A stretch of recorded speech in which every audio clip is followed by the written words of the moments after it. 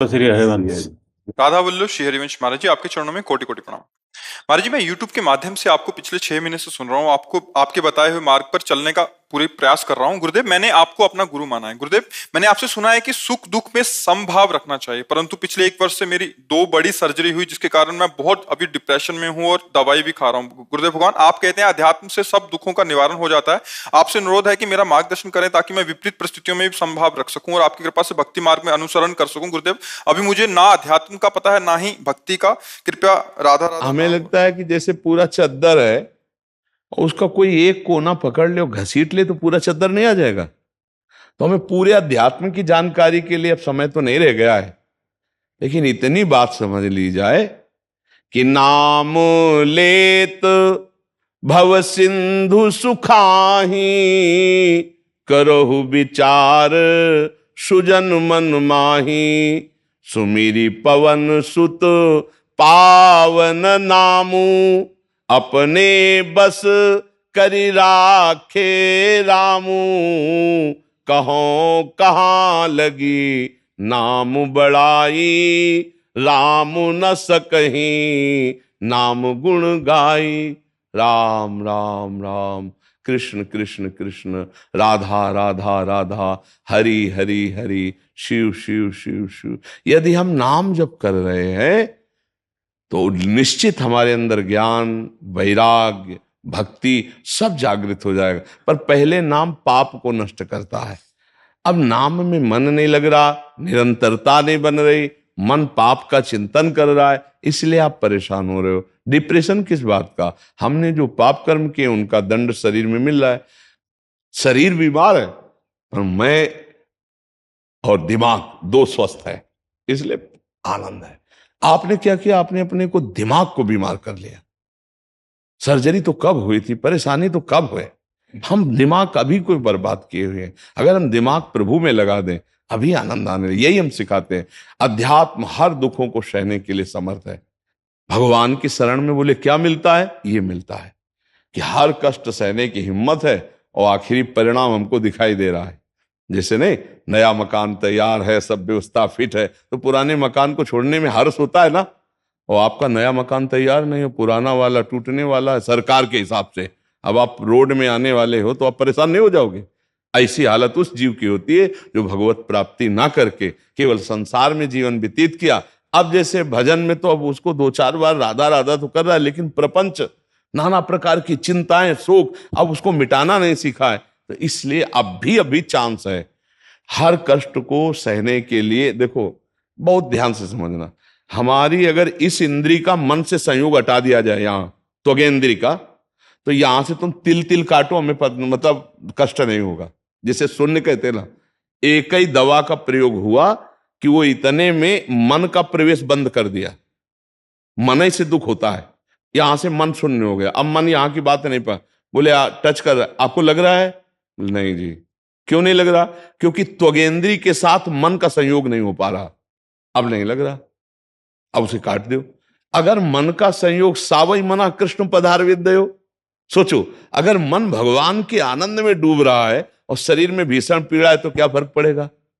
और अगर मन संसार में डूब रहा है और शरीर स्वस्थ है तो क्या फर्क पड़ेगा? जल रहे, एसी में बैठे जल रहे, अंदर क्लेश, चिंता, शोक, भय, ये सब व्याकुलता। हमें लगता है अगर नाम जप में मन लगाओ, भगवान को आर्त भाव से पुकारो, तो बात बन सकती है। क्योंकि अब मन को प्रभु में भगवदाकार करना ये तो कठिन है, पक्का कठिन। जैसे हमको राइफल चलाना कठिन है, हम जिंदगी में कभी पकड़े नहीं तो कैसे चला सकते हैं? आप जिंदगी में कभी भजन का अभ्यास ही नहीं किया तो बड़ा कठिन है।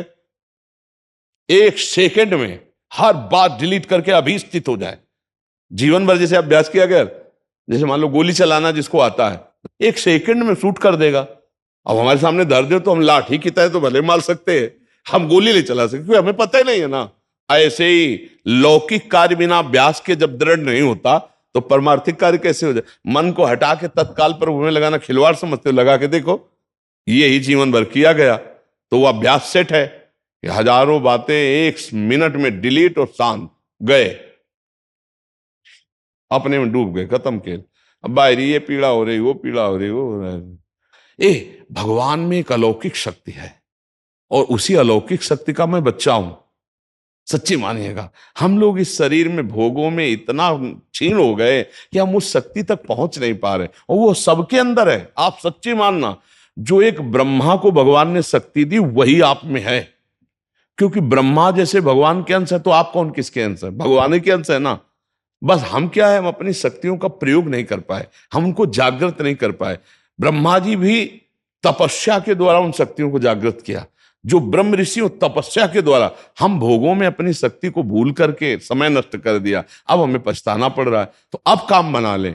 जब अपने पुत्र के बहाने, रोज हम इसकी चर्चा करते हैं, पुत्र के बहाने पुकारा नारायण तो भगवत प्राप्ति हो गई।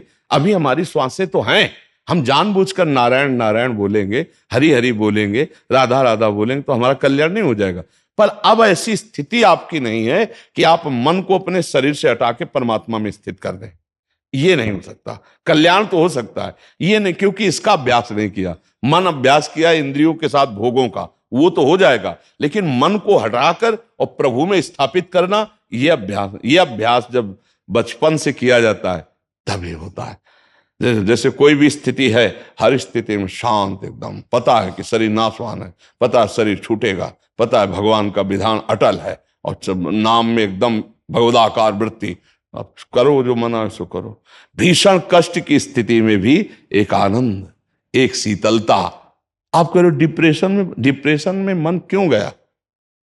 क्योंकि उसको आनंद का जो खजाना मिलना था वो तो मिला नहीं जीवन में कहीं भी। अब जो शरीर आनंद भोगने का था वो भी धोखा दे रहा है, तो डिप्रेशन में नहीं पहुंच जाएगा वो। मन ही तो डिप्रेशन में जा रहा है ना, और आप मन में है, इसलिए आपको लगता मैं डिप्रेशन में हूं। अभी ठीक हो जाओ अगर आप हमारी बात मान लो। राधा राधा राधा राधा होई सोई जो राम रचि राखा, को करि तर्क बढ़ावे शाखा, अस कही जपन लगे हरि नामा, राधा राधा हरि हरि हरि। अभी आनंद आने लगेगा। काहे एक ही बार तो मरना है यार, तो दिक्कत काहे की है? जो कष्ट आएगा उसे भोगेंगे। राधा राधा राधा। बहादुर बनो, एकदम कमजोर मत बनो, मेरी बात मान लो। गुरुदेव, वो मरने से ही डर लगता, कहाँ जाऊंगा, कुछ ऐसे। हाँ, तो अभी हमने कहा कथा कही नहीं, हमारी कथा सुनो कि हमारा घर तैयार है तो पुराना घर छोड़ने में दिक्कत क्या? और आपका घर नहीं तैयार है इसलिए पुराना घर तो सरकार तोड़ने वाली है, आप फुटपाथ में आ जाओगे। कहा नहीं, वही बात तो डर है। तो चलो, तुम्हारा घर निर्माण नहीं तो हमारे घर में रह लेना। बड़ा भारी घर है, पूरा दिव्य धाम है भगवान का, तो हमारे साथ हो लो, क्या परेशानी है? तुम्हारी टिकट नहीं है तो हमारी टिकट में आपकी टिकट चल जाएगी। राधा राधा वर जपो, तुम चिंता मत करो। गुरुदेव, ग्रस्त में हूँ तो 2 बिटियां हैं, उनकी जिम्मेदारी है। पूरा विश्व ब्रह्मांड की जिम्मेदारी प्रभु के ऊपर है, वो सब चला रहे हैं। हम तुमको छोटी छोटी जिम्मेदारी मिली, उसको ईमानदारी से निभा लो। भगवान अगर बच्चे देते हैं तो व्यवस्था भी देते हैं। हाँ, ये जरूर है कि अपनी सामर्थ्य की जैसी व्यवस्था रखो।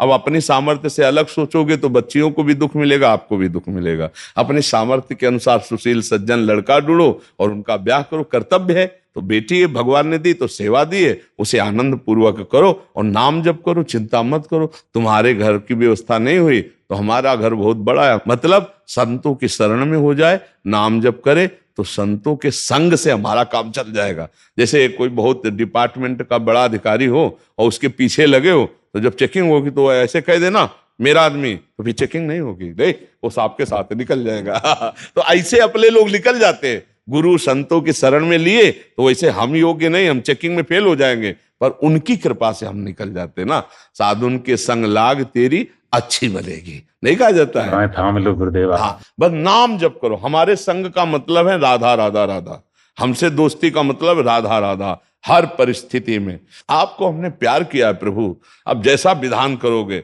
मैं सहूंगा और कभी आपका किसी से शिकायत नहीं करूंगा, नहीं, मैं उसे सहूंगा। उस सहने से भगवान से प्यार हो जाता है, और जब प्यार हो जाता है तो निहाल हो जाता है। फिर ये प्रश्न खत्म हो जाता है, क्या समस्या है? हर समस्या का समाधान समस्या आने के पहले हो जाता है। हम आपसे सच्ची कहते, हमारी व्यवस्था श्री जी से चलती है। कैसे व्यवस्था करती हो, कैसे, तो वो हमारी नहीं, शरणागत की। कोई भी शरणागत, चिंता मत करो। अगर आप भगवान का नाम जप करते हो भगवान के भरोसे, तो ऐसे सब निकल जाएगा। जो करोड़ों में नहीं बनता वो फ्री में बन जाता है। हमने देखा है, व्यवस्थाएं देखी। एक विवाह है कि करोड़ों लगा के करो फिर भी रोना पड़ेगा, वो एक विवाह है कि बहुत अच्छे ढंग से हो गया, कम पैसे से होगा, जीवन भर सुखी रहे, होता भगवान के संयोग से। भगवान का आश्रय लो, वही हर व्यवस्था कर देंगे। और ये सबके लिए है, सबकी व्यवस्थाएं, बेटा बेटी, रोग शोक, ये सबकी व्यवस्थाएं है। धैर्य पूर्वक चलो, अपने को निराश हताश उदास मत होने दो। कैसी भी परिस्थिति आवे, प्रभु की तरफ देखो, जिसने एक मिनट नहीं, एक पलक झपकने में अनंत ब्रह्मांड बना दिया, वो जिस दिन चाहेगा मुझे धनी बना देगा, जिस दिन चाहेगा वो सुख की बौछार कर देगा। अरे प्रभु, मैं तेरे सहारे हूं, किसी और की तरफ नहीं देख सकता। अगर तुम चाहते हो कि मैं दर दर भटकूं तो तुम्हारा नाम लूंगा और दर दर भटकूंगा, लेकिन भरोसा केवल तुम्हारा ही रखूंगा। वो जीत जाएगा, वो जीत जाएगा, पक्का जीत जाएगा। मस्त रहो, पर बुरे आचरण करने वाला मस्त नहीं रह सकता है भाई। शराब मत पीना, मांस मत खाना, पराई माता बहनों की तरफ गंदी दृष्टि मत करना, और राधा राधा जपना। तो छाती चौड़ी करके घूमोगे, तुम्हें कोई बाल बाका नहीं कर पाएगा। और अगर ये पाप करोगे फिर आप हमसे शिकायत करोगे कि हमारी श्रद्धा कम हो गई, हमारी नास्तिकता बढ़ रही।